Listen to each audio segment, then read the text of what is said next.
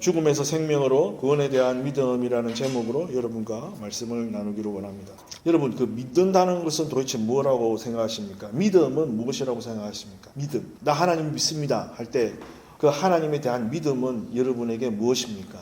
많은 사람들이 착각을 합니다. 그러니까 하나님이 계시다는 것 알아요. 그것이 하나님에 대한 믿음을 갖고 있다라고 생각하는 착각 말입니다. 그러니까 신은 있어, 하나님은 있어 하는 그 어떤 그냥 생각의 확신들, 이거는 알라, 이슬람들도 무슬림들도 알라가 있다라고 믿습니다. 다른 많은 종교들도 나름대로 자기들이 생각하는 그 신들이 있다고 믿어요. 마찬가지로 우리도 그냥 하나님이 있음을 믿어요 하면 그것은 우리를 성경에서 믿음이 있다라고 말할 수 있냐 하는 거죠. 야고보서에서는 귀신들도 하나님이 있음을 알고 믿고 뜨니라라고 예수님이 말씀하셨어요. 그러니까 귀신들도 하나님의 존재는 믿어요. 그러니까 하나님에 대한 존재를 내가 알고 있어요. 그걸 믿음이라고 말하지 않는다는 거예요. 그것은 믿음이 아닙니다. 그러니까 하나님에 대하여서 나는 존재를 인정합니다. 그것이 하나님에 대한 믿음이 아니라고요. 우리는 그것을 하나님에 대한 믿음이라고 착각할 때가 많아요. 그럼 믿음이란 도대체 뭐냐 하는 거예요. 우리가 갖고 있는 믿음의 실체와 내용은 무엇입니까? 솔직히 이 꼭지만 해도 설교를 몇 편 해야 될 것 같은 그런 생각을 많이 합니다. 성경에서 말하는 믿음이란 내가 구원받았다는 것에 대한 믿음이라는 거예요. 나는 구원받았습니다라고 그 사실을 받아들이는 것을 우리는 믿음이라고 한다고요. 하나님이 나를 죄와 심판에서 실제로 건져내셨다는 것을 믿는 거예요. 이것이 오늘 우리가 읽은 에베소서 2장의 중심의 내용입니다. 그러면 우리가 죄와 사망으로부터 심판으로부터 건져내어졌다면 오늘 말씀을 통하여서 그럼 우리는 어떤 존재인가 우리가 확인해야 되잖아요. 우리는 하나님 앞에서 우리는 구원받아야 하는 우리는 어떤 존재인가 말씀하고 있죠. 죄와 허물로 죽었던 자였다. 우리는 죄와 허물로 죽었던 자, 본질상 진노의 자식이었어.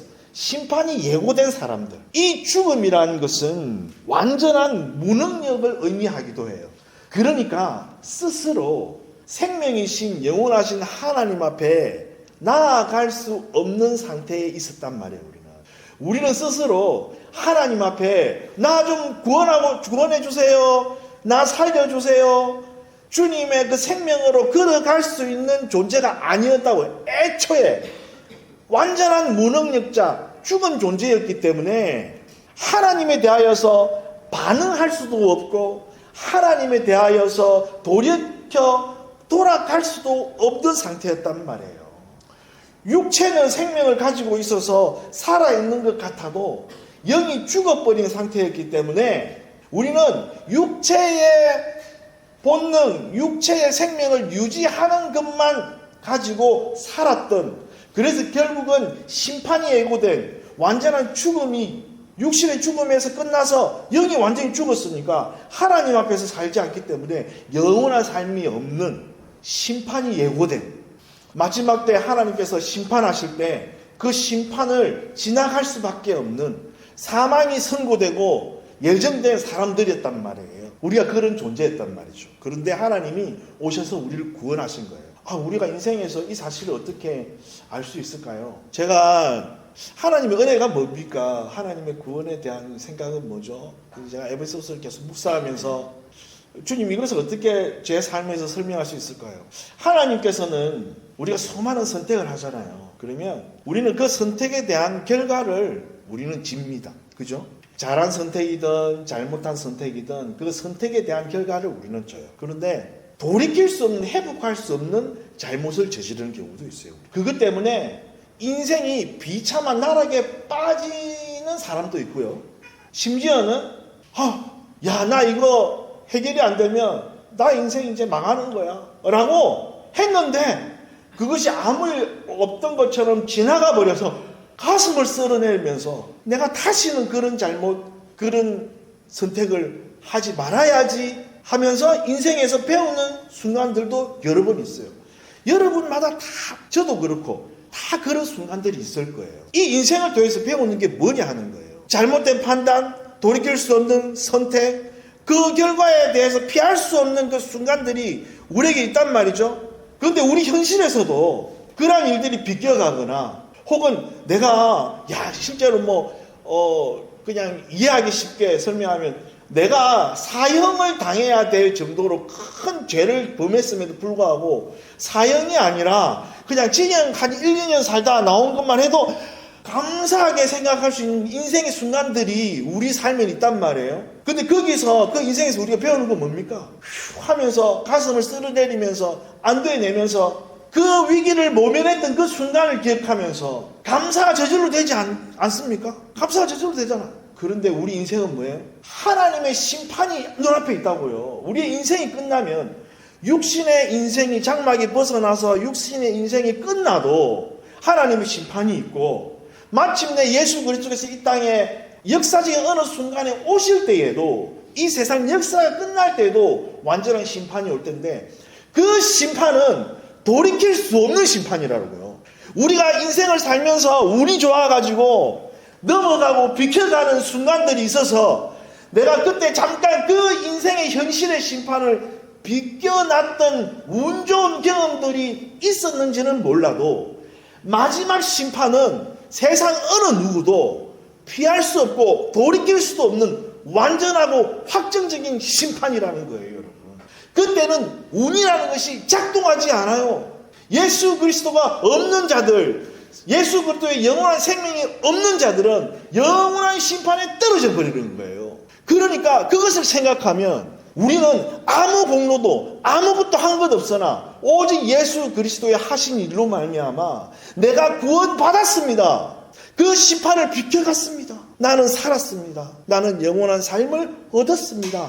여기에 대한 이 구원의 확신, 구원에 대한 믿음이 믿음이라는 거예요.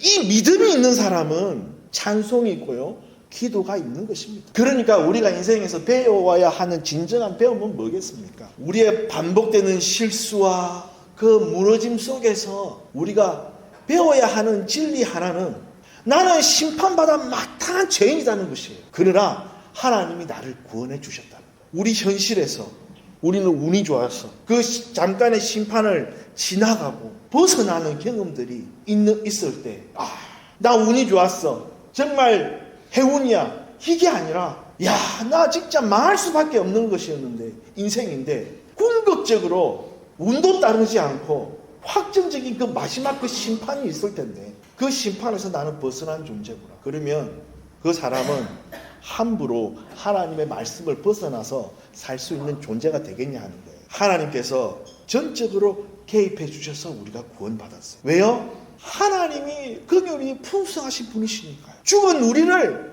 일방적으로 살려주셨어요.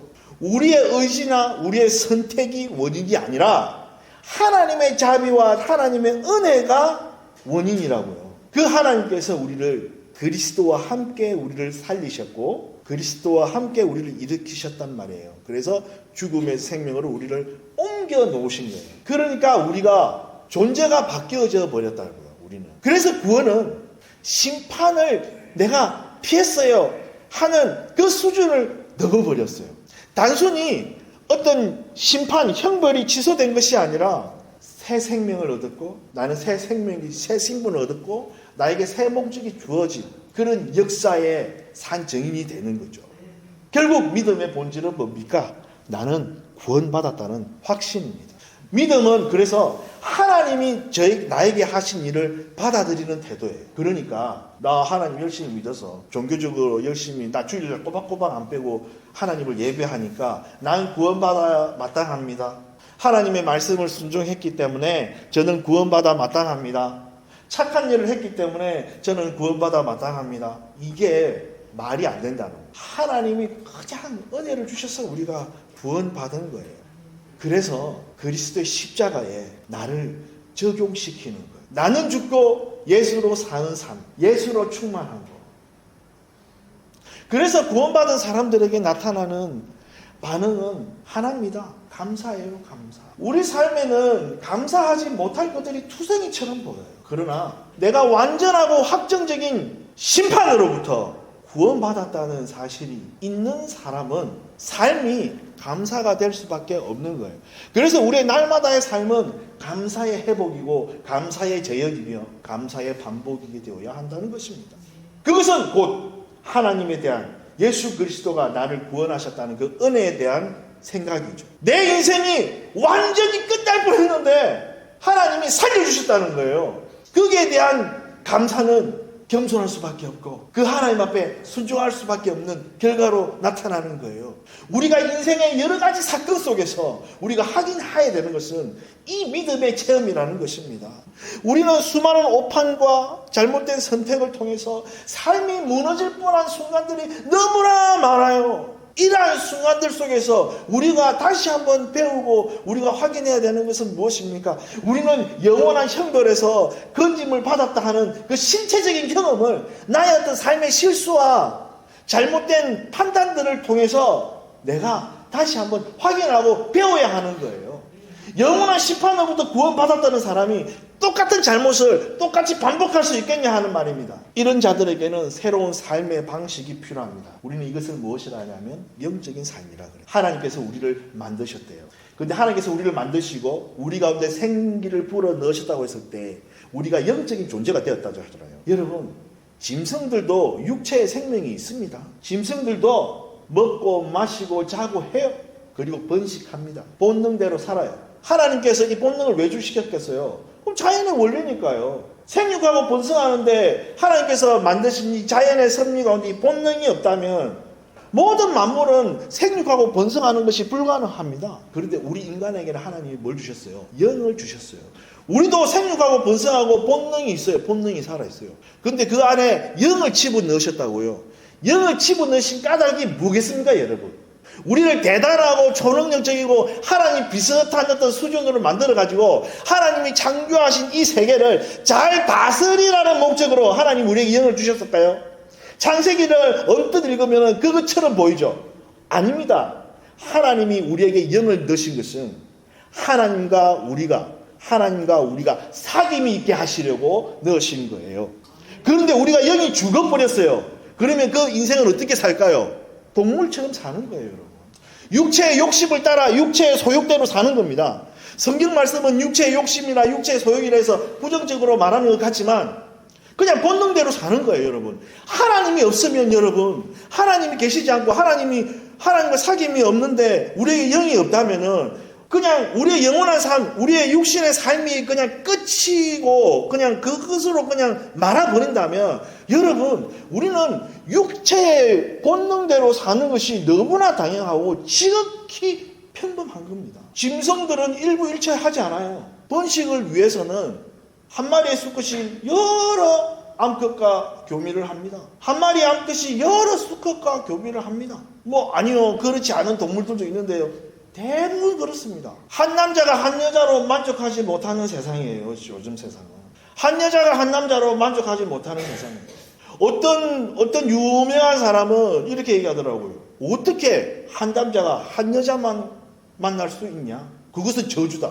하나님이 계시지 않다면 그렇게 사는 거 저는 맞다고 생각해요. 하나님이 계시지 않다면 육체의 삶이 끝난다면 부지런히 번식하고 생육하는 것이 본능이니까 짐승처럼 그렇게 살아가는 게 맞다고요. 그러나 하나님이 우리를 그렇게 짓지 않으셨다는 말이에요. 우리가 영적이란 말은 하나님과 소통하는 상태라고.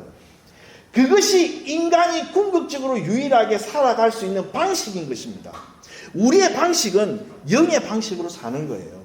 육적인 상태로 사는 것이 아니라 영의 방식으로 사는 것이 우리라는 것입니다. 구원받은 사람들의 사는 방식인 거예요. 그러면 영성이라는 건 뭐냐? 영적으로 산다는 건 뭡니까? 막 신비한 체험을 하고 무아지경 가운데서 하나님을 체험하고 하나님을 경험하고 종교적인 학원경에 막 들어가고 막 예언이 쏟아지고 방언이 나오고 막 예배 중에 막 감정이 막 북받쳐 올라가지고 막 이게 영성의 본질? 아니요. 그것들은 있잖아요. 하나님에 대한 이 구원의 믿음을 확인하는 일종의 도약대 같은 것들이에요. 그런 것들이 있으면 우리가 하나님에 대한 감사와 하나님에 대한 사귐과 신앙에 도움이 되지 그것이 본질이 아니라고요. 이 본질이 바뀌어버리면 이상하게 변질돼 버리고 하나님은 없고 자기가 마약처럼 체험하는 그런 종교적 현상만 나타나는 겁니다. 그것은 가짜예요. 다른 종교에서도 신비 체험이 많습니다. 불교에서도 신비 체험 많아요. 암도 고쳐지는 일들이 있습니다. 기독교에서만 신유의 사역이 일어나지 않아요, 여러분. 만약에 신유의 사역이 나타나는 것만이 하나님의 진리라고 말한다면 이교도에서 우리가 이해할 수 없는 순간으로 어떤 그 케이스로 실제로 고침을 받는 사람들이 일어났다면 거기도 그런 진리가 있단 말입니다. 그런 체험을 통해서 우리는 하나님에 대한 구원자이신 하나님을 더 깊이 더 풍성하게 인식한다고요. 그때는 필요하죠. 영적이란 것은 말씀을 배우고 순종하는 삶이 진짜 영적인 거예요. 왜요? 하나님의 말씀이 아니고서는 우리는 하나님과 사귐이 있다, 소통할 수 없어요. 하나님이 여기시니 그가 우리가 진리 가운데 우리가 나아가는 거예요. 우리는 하나님의 말씀으로 이 세상과 구별된 존재들입니다. 그래서 예수님께서 요한복음에서 진리로 우리를 거룩하게 하옵소서 기도하시는 거예요. 그러니까 영적인 사람은 말씀과 함께하는 사람이에요. 그러니까 여러분, 영적이라는 것을 다른 것으로 이해할 필요 없어요. 간단한 겁니다. 여러분의 삶에 말씀이 없다, 여러분은 영적이지 않는 거예요. 육적으로 사시는 거예요. 그냥 육체로 사시는 거라고요. 그래서 다음 세대나 우리 청년 세대들한테 날마다 도전하고 있는 겁니다. 하루 한 장이라도 잠을 한 장씩 읽고 성경 그냥 아니 읽는 게 그게 뭐 대단한 영적이에요. 거기에 하나님의 말씀이 있다니까요. 그 읽는 것 안에, 그 듣는 것 안에 하나님 말씀이 있어요. 들어야 믿음이 생긴다고요. 믿음은 들음에서 난다고 그런 말이, 그 말의 의미가 거기 있는 거예요. 하나님의 말씀은 그냥, 성경 말씀은 그냥 책이 아니에요. 그냥 책이 아니야. 그 안에는 하나님의 말씀이 있다는 거예요. 하나님의 말씀에 우리가 노출되지 않고, 하나님의 말씀이 우리에게 들어오지 않고, 하나님의 말씀이 무엇인지 내가 생각하지 않는다면 나는 영적인 게 아니에요. 그냥 육적인 사람일 뿐이는 거예요. 그거는 구원받은 사람이 아니에요.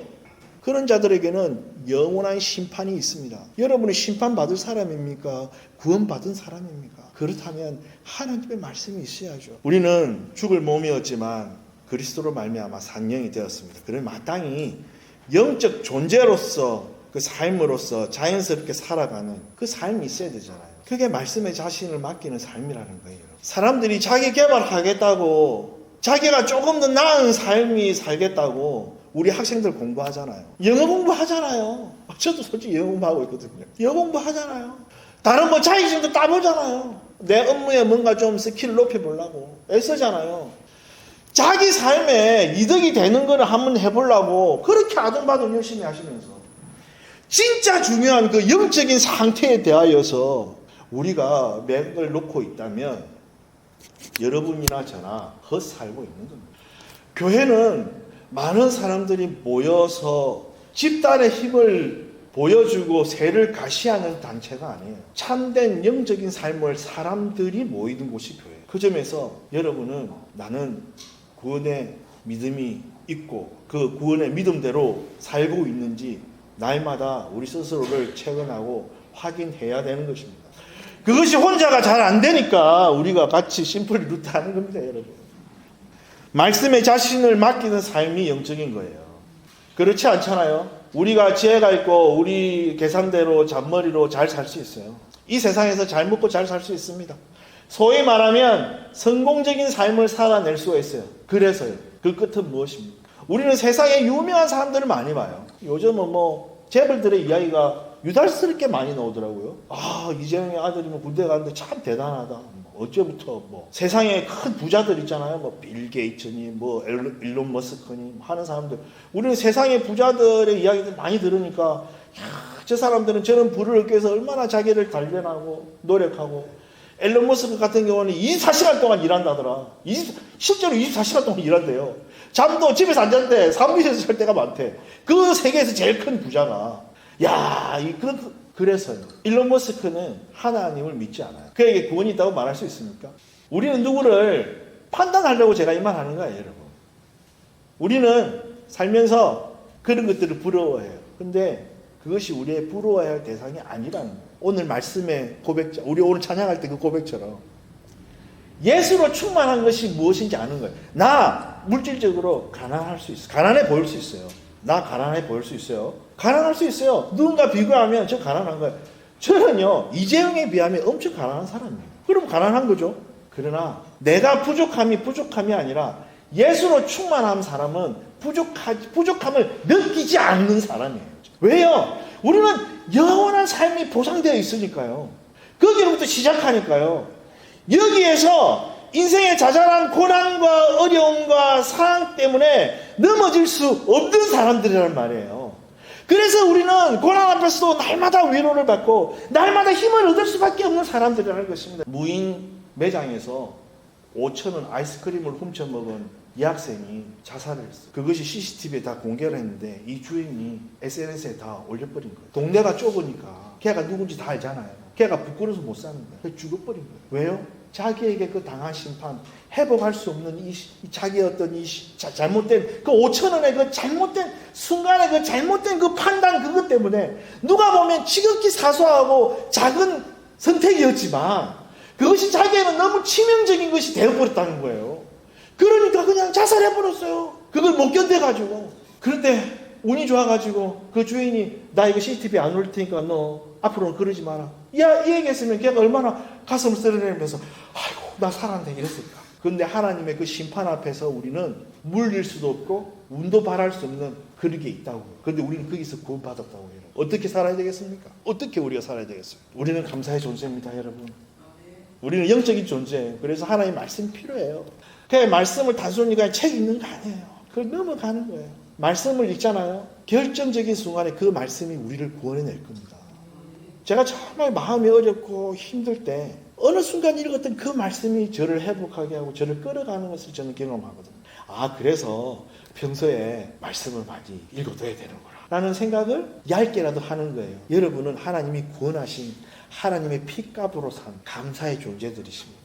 우리 그렇게 온전히 우리 하나님만을 바라며 하나님께서 우리를 구원하신 대로 그 믿음의 확신을 가지고 우리의 삶 가운데 풍성하게 하시는 주님의 그 풍성함과 주님의 그 안전함과 보호와 간섭과 은혜를 누리며 사는 모두 되시기를 간절히 바랍니다.